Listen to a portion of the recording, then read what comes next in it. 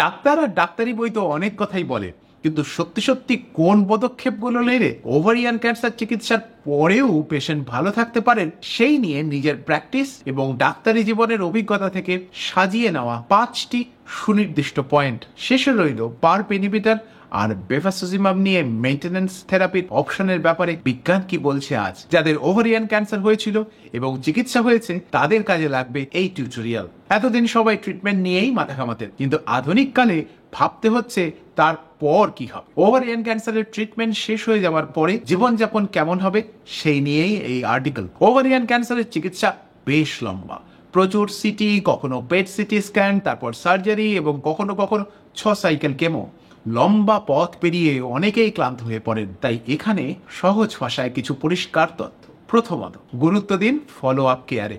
নিয়মিত follow up করানো যে কোনো ক্যান্সার পেশেন্টের জন্য খুব উপকারী এবং প্রয়োজনীয়। এতে শুধু অঙ্কোলজিস্টের কাছে নিয়মিত কথাবার্তা বলে ভালো থাকার উপায়গুলো জানা যায় যে তাই নয়, কোন কোন সিমটম বা অসুবিধাগুলো আপনি ইগনোর করতে পারেন আর কোনগুলোর দিকে নজর দেওয়া প্রয়োজন সেটা জানতে পারবেন। চিকিৎসার পরে কারো কারো হাত পা ঝিমঝিম করে, কারোর খাওয়া দাওয়াতে অনীহা, এই সবেরই উত্তর পাওয়া যায় নিয়মিত ফলো আপে ডাক্তারবাবুকে জিজ্ঞাসা করলে। কিভাবে ফলো আপ হয়? ওভারিয়ান ক্যান্সারের ফলো আপ কিভাবে হবে? CA-125 টেস্ট কত ঘন ঘন করতে হবে, কখনই বা সিটি স্ক্যান আর কখনই বা পেট সিটির ভূমিকা, সেই সমস্ত নিয়ে নানা মুনির নানা মত। রিসার্চ এখনো চলছে। এক একজন পেশেন্টের এক এক রকম ভাবে ফলো আপ করতে হয়। মোটের উপরে ফলো আপ কমপক্ষে 5 বছর চলতে থাকে। প্রথম দিকের বছরগুলো কেটে গেলে অসুখ ফিরে আসার সম্ভাবনা আরো কমে যায়। তখন অত ঘন ঘন আর ডাক্তারের কাছে যাওয়ার প্রয়োজন হয় না। নিজের সিমটমগুলোর দিকে খেয়াল রাখুন, কখনো পেট ফুলে যাচ্ছে কিনা, বা অল্প খেলেই পেট ভরে যাচ্ছে কিনা, বা কনস্টিপেশন, এই ধরনের কোনো সিমটম এলে ডাক্তারের কাছে পরামর্শ নিন। হয়তো সামান্য কিছু টেস্ট করে আপনি আবার নিশ্চিত হয়ে ফিরে আসতে পারবেন, কিন্তু এই ধরনের কিছু সিমটমের দিকে নজর রাখা প্রয়োজন। ওভারিয়ান ক্যান্সারের পরে অতি অবশ্যই নির্দিষ্ট সময় অন্তর, সাধারণত বছরে একবার করে ব্রেস্ট স্ক্রিনিং বা ম্যামোগ্রাফি করিয়ে নেওয়া প্রয়োজন। ম্যামোগ্রাফি এক ধরনের স্ক্রিনিং টেস্ট। স্ক্রিনিং টেস্ট কি তা জানতে হলে এই নিয়ে আমাদের রিসার্চ আর্টিকেল রয়েছে, পড়ে নিলেই বুঝতে পারবেন স্ক্রিনিং টেস্ট কতখানি উপকারী। মনে রাখা দরকার, কোনো অদ্ভুত সিমটম এলেই তা কিন্তু ক্যান্সার ফিরে আসার সংকেত দেয় না। তাই অকারণ দুশ্চিন্তাগ্রস্ত হয়ে না পড়ে ডাক্তারবাবুকে নিজের মনের কথা খুলে বলুন, সিমটম লুকোবেন না। দ্বিতীয়ত, ব্যালেন্সড লাইফস্টাইল চয়েস। নজর দিন খাবার দাবার এবং নিয়মিত বাড়ির বাইরে করা শারীরিক অ্যাক্টিভিটিগুলোর উপরে। ডায়েট কিরকম হওয়া দরকার, কিভাবে নেবেন আরো প্রোটিন, কি বাসন কোসনে রান্না করবেন, আর কাদের সাথে বসে আপনি রাতের খাবার খাবেন, এ নিয়ে আমাদের 2টো ভিডিও রয়েছে। পার্ট 1 অবাক ডায়েট আর পার্ট 2 অচেনা ডায়েট। নিচে লিঙ্ক। কি খাবার পেটে ঢুকছে সেদিকেও খেয়াল রাখুন। সব খাবারেই খুব ভালো করে চিবিয়ে খেতে চেষ্টা করুন।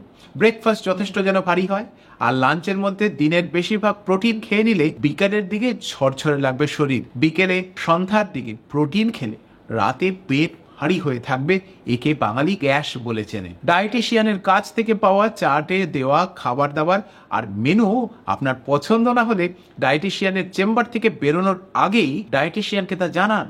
একদম স্বাধীন খাবারের মেনু বেশি দিন চালাতে কিন্তু মন চাইবে না। ডায়েটিশিয়ানের কাছে থেকে জানা যদি সম্ভব না হয়, তাহলে আপনার অঙ্কোলজিস্টকেই জিজ্ঞাসা করুন কি খাবার দাবার খেলে আপনার আখেরে ভালো। প্রোটিনের সাথে সাথে অতি অবশ্যই ফ্রুটস আর ভেজিস রাখার চেষ্টা করুন। বাড়িতে তৈরি হওয়া খাবার দাবার খেতে অসুবিধা হওয়ার কথা নয়। মাঝে মাঝে কিছু চিট ডে খুঁজে বার করুন ডাক্তারের সাথে পরামর্শ করে, যে দিনগুলোতে আপনি বাড়িতে তৈরি করা কিন্তু একটু মুখরোচক খাবার দাবার খেতে পারবেন। যথেষ্ট জল খাওয়া অত্যন্ত গুরুত্বপূর্ণ। ওভারিয়ান ক্যান্সার যাদের বাড়াবাড়ি রকমের হয়েছিল তাদের পেটে হয়তো প্রথম দিকে জল জমে যেত। আজ ট্রিটমেন্টের পরে সেই জল কমে গেলেও অনেকে ভয়ে খাবারের জল কম করে দেন। এইটা মোটেই বুদ্ধিমানের কাজ নয়। শরীর চর্চার দিকে যথেষ্ট নজর দিন। নিয়মিত প্রতিদিন ঘন্টাখানেক বাড়ির বাইরে গিয়ে লম্বা হাঁটার চেষ্টা করুন। বাড়ির বাইরে হাঁটার রাস্তা খুব বিপজ্জনক হলে বাড়ির কাউকে সাথে নিয়ে একটু দূরে গিয়ে হাঁটার চেষ্টা করুন। সাথে সপ্তাহে 3 থেকে 4 ঘন্টা মাঝারি এক্সারসাইজ করা, যেমন যোগ ব্যায়াম বা অ্যারোবিক্স, এগুলো করলেও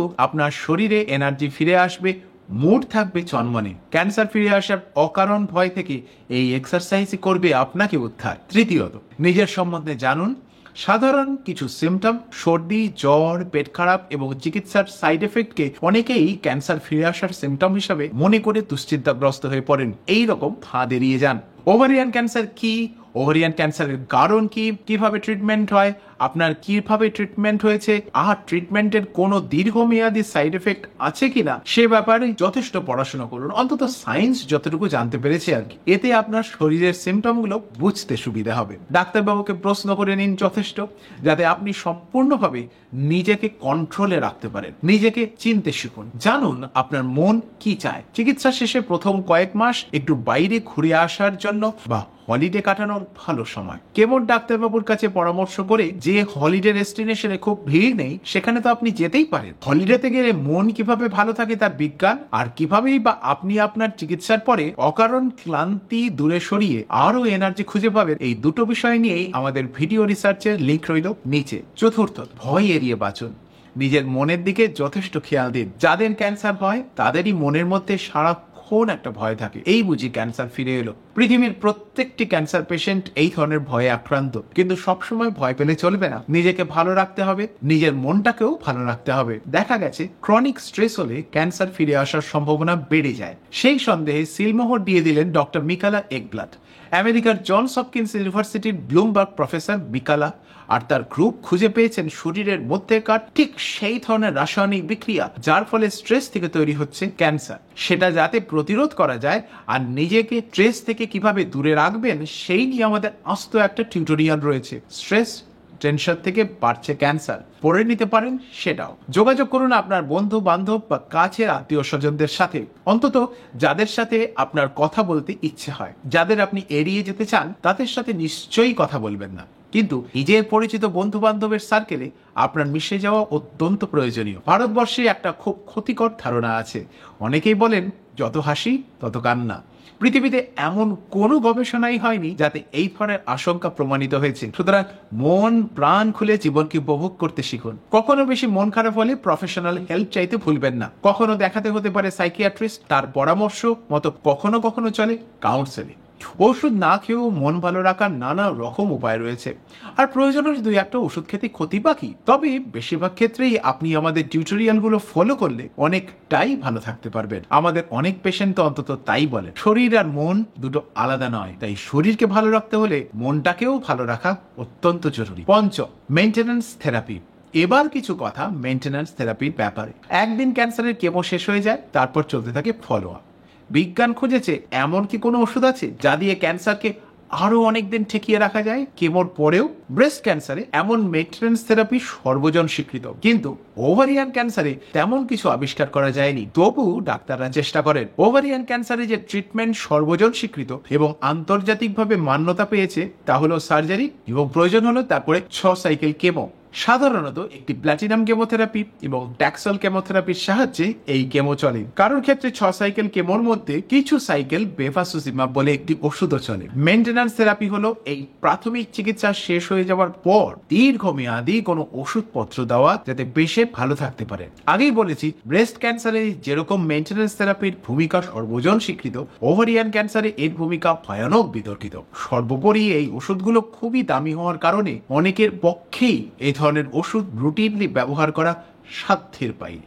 যদি তেমন হয় তাহলে মন খারাপ করবেন না, কারণ এই লেখার সময় পর্যন্ত ওভারিয়ান ক্যান্সারে মেইনটেনেন্স থেরাপি উল্লেখযোগ্য পরিমাণ বাড়তি আয়ু আপনাকে দিতে পারে না।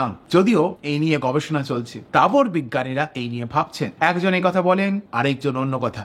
আমি কেমো ডাক্তার নই, আপনার মেডিকেল অনকোলজিস্টের সাথেই তাই পরামর্শ করে সিদ্ধান্ত নিই। তবুও কাজে লাগার জন্য আধুনিক রিসার্চ থেকে কিছু প্রয়োজনীয় তথ্য রইল এখানে। মোটের ওপর ব্যাপারটা দুর্বোধ্য, কারণ যে ওষুধ ক্যান্সারকে ঠিকিয়ে রাখে বা প্রোগ্রেশন ফ্রি সার্ভাইভাল বা পিএফএস বেনিফিট দিতে পারে, সে ওষুধ কেন আয়ু দিতে সক্ষম নয়, অর্থাৎ ওভারঅল সার্ভাইভাল বা ওএস বেনিফিট দেয় না, সেটা বিজ্ঞান এখনো ভালো বুঝতে পারেনি। আপনার মতো বিজ্ঞানেরও কমন সেন্স নাড়িয়ে দিয়েছে ওভারিয়ান ক্যান্সার। প্রথমে বেভাসোজিমাব মেইনটেনেন্স থেরাপি। এজিও ওভার 17 রিপোর্টে প্রমাণিত এখনো পর্যন্ত বেভাসোজিমাব পেশেন্টকে বাড়তি আয়ু বা ওভারঅল সার্ভাইভাল বা ওএস দিতে সক্ষম নয়। বিশ্ববিখ্যাত জিওজি 0218 ট্রায়ালে দেখা গেছে যে 6 সাইকেল কেমোর পরে যদি বাড়তি বেভাসোজিমাব দেওয়া হয় তাহলে 10.3 মাসের বদলে 14.1 মাস পর্যন্ত, অর্থাৎ 4.5 মাসের একটা ডিজিজ ঠেকিয়ে রাখার অ্যাডভান্টেজ পাওয়া যেতে পারে। যাকে বলা হয় প্রোগ্রেশন ফ্রি সার্ভাইভাল বা পিএফএস। তাই ওষুধ নেওয়ার ব্যাপারে অনকোলজিস্টের সাথে পরামর্শ করে সিদ্ধান্ত নিন। সিদ্ধান্ত আপনার ব্যক্তিগত। পার্ট ইনহিবিটর মেইনটেনেন্স থেরাপি, নতুন ওষুধ, দামি ওষুধ, সোলো ওয়ান, প্রিমা, পাওলা ওয়ান ইত্যাদি প্রচুর গবেষণা চলছে, আরও ফলাফল আসা বাকি। আগে থেকে ওষুধের দাম কমে এলেও অনেকের জন্যই এখনো তা অনেকখানি। তাই অনেকেই জানতে চান সত্যিই পার্প ইনহিবিটর আয়ু বাড়ায় কিনা। এক্ষেত্রে চিকিৎসকরা আপনার জিন টেস্ট করে মিউটেশন দেখবেন। যাদের টিউমারে বিআরসিএ মিউটেশন আছে বা এইচআরডি পজিটিভ, তাদের ক্ষেত্রে পার্প ইনহিবিটরের ভূমিকা উজ্জ্বল। অসুখ ঠেকিয়ে রাখা বা প্রোগ্রেশন ফ্রি সার্ভাইভাল বা পিএফএস এর ক্ষেত্রে এই ওষুধের ভূমিকা সন্দেহাতীতভাবে প্রমাণিত। কিন্তু আয়ু বাড়াতে বা ওভারঅল সার্ভাইভাল বা ওএস বেনিফিট দিতে সক্ষম কি? অল্প কয়েক মাস হলেও দিতে পারে, যদিও এতটাই কম যে বিজ্ঞানীরা এখনো তাকে উল্লেখযোগ্য বলতে নারাজ। অপরদিকে যাদের এই ধরনের স্পেশাল মিউটেশনগুলো নেই, তাদের ক্ষেত্রে এই টাইপের ওষুধে অতটা ভালো ফলাফল আশা না করাই ভালো। তাদের ক্যান্সার ফিরে এলে রয়েছে অনেক নানা লাইনের কেমোথেরাপি। তবে বিজ্ঞান এগোচ্ছে প্রতিদিন, তাই আপনার নিজের মেডিকেল অনকোলজিস্টের কাছে কথা বলে তারপরেই চূড়ান্ত সিদ্ধান্ত নিন। জেনেটিক টেস্ট শুধু আপনার ওষুধের ব্যাপারেই দিশা দেখায় না, আপনার নিজের বা ফ্যামিলিতে অন্য কারো ব্রেস্ট, ওভারিয়ান, কোলন, লাংস বা প্রোস্টেট ক্যান্সার হতে পারে কিনা সেই ব্যাপারেও গুরুত্বপূর্ণ তথ্য দেয়। জানা থাকলেই যুদ্ধে জেতা সহজ। খুব শিগগিরই এ নিয়ে একটা আর্টিকেল প্রকাশিত হতে যাবে আমাদের এখানে। আমাদের ফলো করলেই সেটা জানতে পারবেন। যাই হোক, ভালো থাকবেন। আপনার জন্য শুভকামনা রইল। শিগগিরই দেখা হবে অন্য আরেকটা রিসার্চ আর্টিকেল নিয়ে।